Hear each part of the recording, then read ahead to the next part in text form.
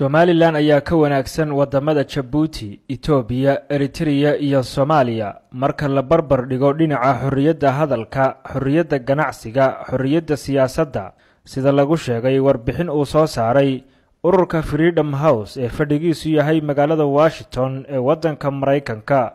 Warbixinta ururka ayaa lagu sheegay in ay Somaliland ka mid tahay wadamada qayb ahaan xorta ah,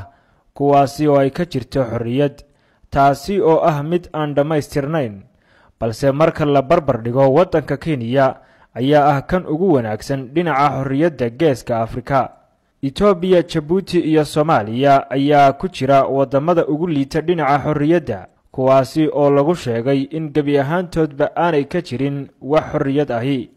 Haddaba maxay warbixintani uga dhigan tahay Somaliland? Yaxye Maxamed Cabdi oo ah agaasimaha ururka suxufiyiinta Somaliland ee Soldier ayaa inoo sharaxaya. Somaliland warbixinta soo baxday waxay ka horeysaa badiba wadamada Geeska Afrika waxa kaliya ka horeeya Kenya. Somaliland waxa ka horeysaa Ethiopia, Soomaaliya, Eritrea, Djibouti, waxaanay kaalinta labaad ka galaysaa Geeska Afrika hadii la eego, iyadoo hadii boqolleyda lagu qiimeeyo aan ma miqyaas kala qaato boqolkiiba 43 keentay, halka Kenya ka sareyso kaliya 48 keentay, laakiin Ethiopia oo 26 iyo Djibouti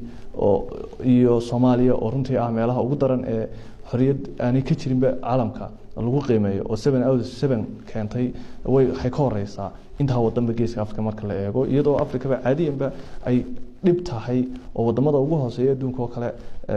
ay u badan yihiin wadamo Afrikaana. Haddana Somaliland runtii saddexda qaybood ee ugu waaweyn ee category loo qaybiyo warbixintan waa qayb adduunka qaybta ugu horeysa waxa weeye qayb wada xor ah, qayb haaf ahaan xor ah, iyo qayb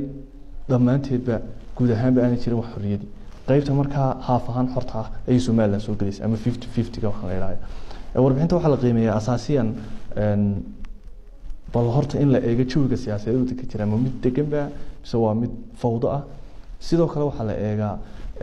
sharciyada ka jira iyo sida loo dabaqo, legality, the legal environment. waxa kale la eegaa bal waddankan dhaqaale ahaan iyo halku maraya hanaanka lacag helineed ama se ma garanaysaa economic environment-ka isaga laftiisana dhaqaalaha aad baa loo eegaa. Marka iyadoo laga duuleeyay saddexdaas rukun waxa ka sii hoos farcama oo warbixintu si khaas ah ama se balaaran u sii faahfaahaysaa ku base garaysaa warbixinta soo saaraan siyaasadda oo kale sidee baa waddanka looga bartis karaya, ama political environment-ka waddanku siduu u eegyahay, qaab nooceeyo uu leeyahay, muuqaal nooceeyo uu leeyahay, raay dhiibashada muwaadiniinta sidee intee leeg baa loo ogoliyay dadku inay ka qayb qaataan siyaasadda, intee leeg baa imka kale la dabaqaa shuruucda ama se rule of law waddankani ma leeyahay, ma jira garsoor madax bannaan, doorashooyinka iyo qaabka nidaamka loo codeeyo iyaduna waa waxyaabo la qiimeeyo. hase ahaatee dadka u dooda xuquuqda aadamaha ayaa aaminsan in dhinacyada kala duwan ee xorriyadda Somaliland ay hoos u dhacday sanadihii ugu dambeeyay, iyadoo ay jiraan wargeysyo la xiriiray, suxufiyiin, hal abuuro iyo culimo la xidhay. marka loo eego waxyaabaha Somaliland ka dhacay sanadkii hore iyo sanadkan hadda taaganahay, tusaale ahaan haddaan dul istaago xagga xorriyadda madaniga iyo kale ay ka mid tahay xorriyadda hadalka, ay ka mid tahay mudaharaadada salmiga ee dadku kalaam sharcigu u galyahay, ay ka mid tahay dadku inay urur madax bannaan sameystaan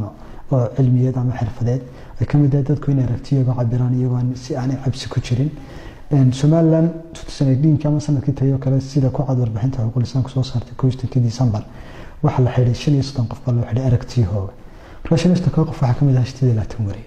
28 ka wariye 10 ka mid ah dacwada lagu oogay, intii kalena dhammaantood ka gadaal waa laga sii daayay. waxa sidoo kale sanadka la xidhay 7 qof oo dhammaantood loo xidhay aragtiyahooda oo ay ku qoreen baraha bulshada, gaar ahaan barta Facebook iyo wargeysyada. waxa ka mid ah dadka nin Maxamed Kiisa la yiraahdo oo bartiisa Facebook ku qoray madaxweynuhu waa local oo ay maxkamadda ku xukuntay 18 bilood xariga. waxa ka mid ah Abwaana Ciimo Qorane oo maxkamadda ku xukuntay 3 sanadood kadib markii ay bartiisa Facebook ku qortay qoraal. waxa ka mid ah dadka loo xidhay aragtiyada waqtigaas Boqor Buurmadow oo isna aragtidiisa ku cabiray isagoo markaa khudbad ka jeedinay Carmo la yiraahdo Boosaaso ku taala Puntland in laba Soomaaliya iyo Puntland ay kala qaadaan ciidamada ku dagaalamay waqtigaas ka raqay maxkamadda hal maalin ku xukuntay 5 sanadood xariga. waxa sidoo kale dhacay waqtiga 5 Febraayo ee sanadkii hore tagay 2018 saddex qof oo naafo ah oo ka hor mudaharaaday xuska maalinta naafada adduunka 3 December 2018 inay maxkamaddu ku xukunto 3 sanadood ay kamid ah waxa kale oo waxyaabay sanadkii hore dhacay kamid ah in aqal warbaahineed la xanibay dawladda xirto kamid ah warkiiska waa bariyo kale oo inkastoo markii maxkamadda rafaanku ay jabisay xayiraadii aan uga mahad celinayna